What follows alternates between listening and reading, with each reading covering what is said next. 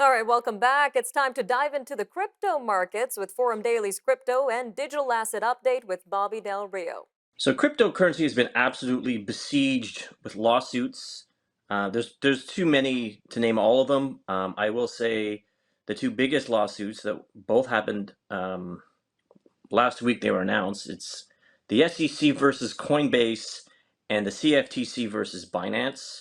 It's very significant because Coinbase is the biggest exchange in the United States for crypto.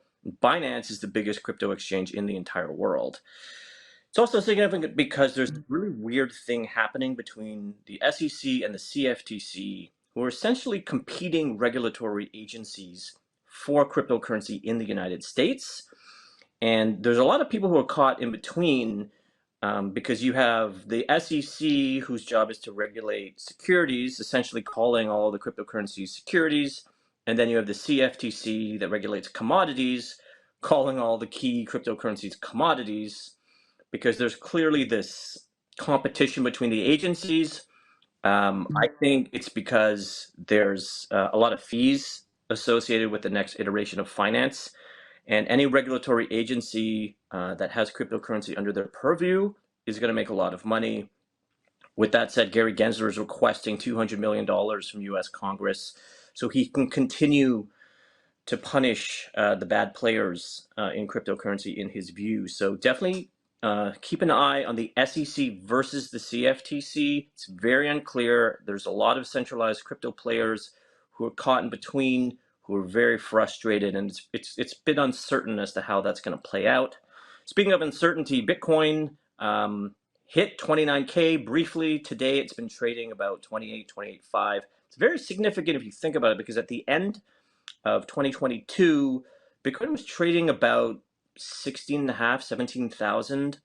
And even though there's been this onslaught of economic tragedy in 2023, Bitcoin is up about 70% on the year, which is pretty incredible because you really do see this cognitive dissonance. There's the mainstream media attacking crypto, and people who don't really follow crypto have a very negative opinion of crypto, yet at the same time, it's one of the most profitable asset classes of the year.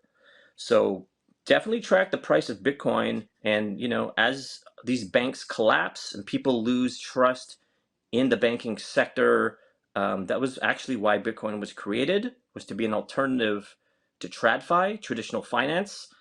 So you're seeing this sort of correlation with sort of like banks being less trusted, and then Bitcoin being more trusted, which will segue nicely into the banking crisis in the United States, which essentially is an international banking crisis, as the United States dollar, USD, is involved in 88% of all transactions in the world. So as the US financial system goes, the world financial system goes. This week, it seems like the banking crisis has somewhat been smoothed over, but it's very unclear. US Congress was having emergency meetings where they're basically like, okay, so what are we going to do if all the banks fail? Which is never, a good conversation starter at a party. And yet, it is probably the most relevant conversation in finance in the entire world. There haven't been any major banks collapsing this week, but that could change tomorrow because we've seen some of the biggest banks in United States history collapse in 24 hours or less. So definitely a situation to keep an eye on. You don't really know what's going on. Speaking of, you don't really know what's going on, Disney is changing their mind on the metaverse. You don't really know what their strategy is because they've been putting a lot of money and a lot of staff into building out their metaverse. But now that Disney is cutting costs, apparently they're cutting all of their staff involved in the metaverse, which means perhaps they're out on the metaverse long term. Obviously, these things can change. It is somewhat terrifying, I think, for anyone who's invested in the metaverse economy, because Disney is obviously a major player. And if they're out on the metaverse, who else will be? That's what I got today. I'm Bobby Del Rio, and that's your crypto update. And that was Bobby Del Rio with Forum Daily's weekly crypto and digital asset update. All right, stay with us. Up next, former U.S. President Donald Trump is indicted, and Turkey ratifies Finland's NATO membership bid. We'll have these stories and more news from around the world coming up, so stay tuned to Forum Daily. We'll be back.